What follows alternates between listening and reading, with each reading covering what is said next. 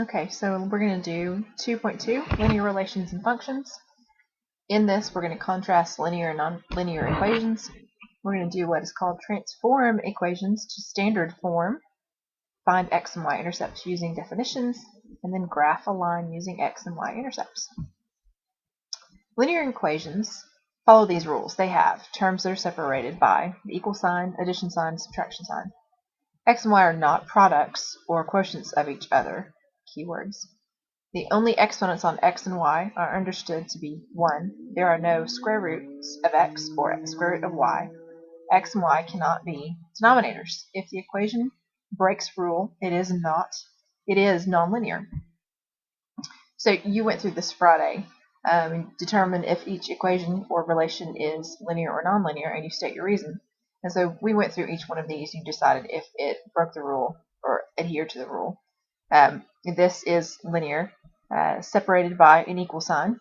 X and y are not products or quotients of each other. They both are y to the first, x to the first. We do not have a square root of x. We do not have a square root of y. They are not in the denominator, as in h. And I believe that is all of our rules. So this is linear.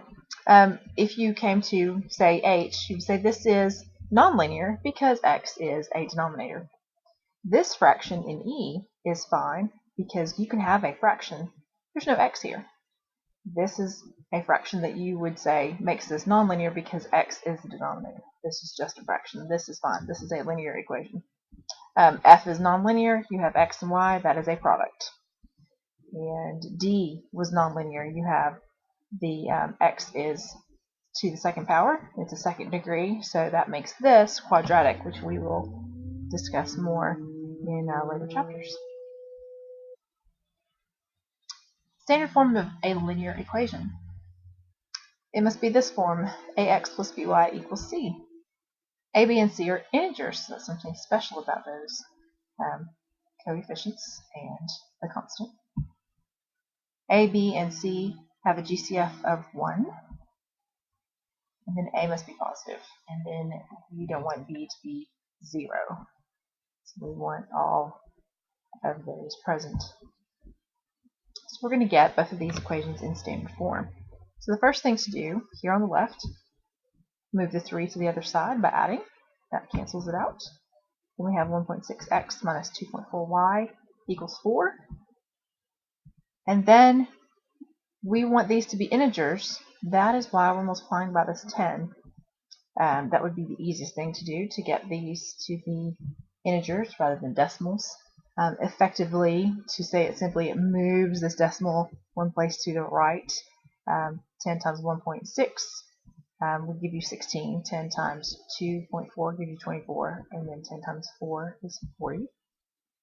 And then we also need these to have a GCF of 1. So we need to see what their common factor is, which is 8. Divide that out. And we get 2x minus 3y equals 5. And that is in standard form. How about this on the right? You can begin by moving 5. I started by removing these fractions. So 3 and 4 have at least common multiple of 12. So if I multiply all of this through by 12, I will cancel out these denominators on the bottom. So 12 by the 3/4, we will be able to multiply out and get a whole number. 12 times the 2/3 will multiply out and give us a whole number, and then you need to distribute as well to the 5.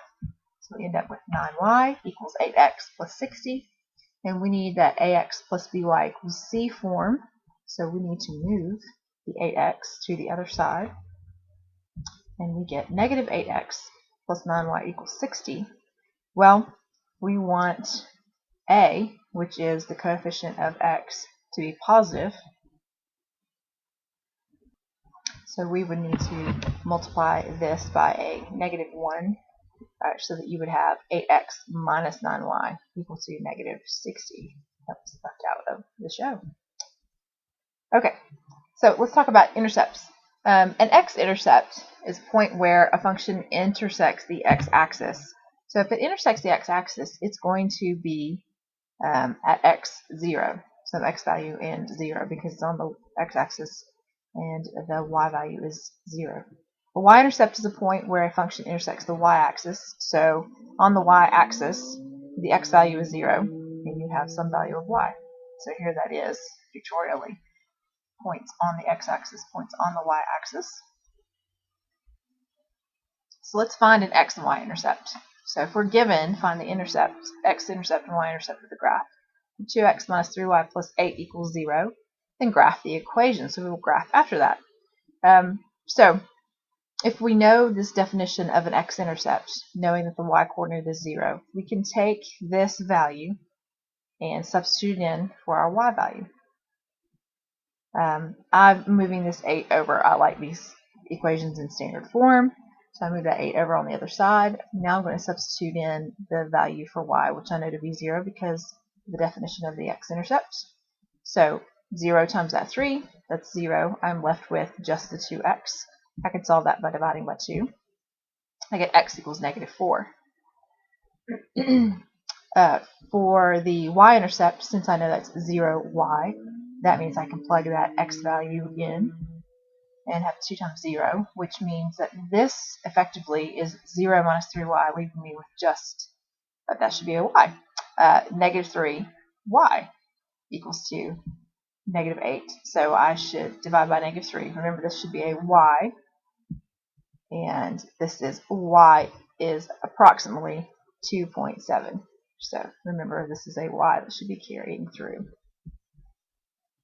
Okay, so if we get x equals negative 4 for this 2x minus 3y equals 8, then this x-intercept is negative 4, 0. So here's that point.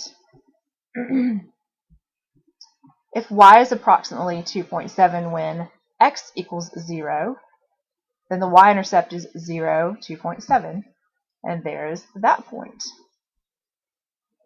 If this is my x-intercept, negative 4, 0, my y-intercept, 0, approximately 2.7, you need 2 points to graph a line. There is your approximate line. Make no fun of the ugly line. Alright, so what do you know how to do? You know the differences between linear and nonlinear equations. You have a set of parameter or rules that linear equations follow, and if the equation does not follow it, it is nonlinear. You know how to transform equations to standard form. They need to follow those rules. It needs to look like ax plus by equals c, and then the GCF and the positive a and the integer coefficients and constant. Then you also know how to find x and y intercepts using the definitions. You have the x0 and the 0y, and of course if you know those 2 points, then you can graph a line.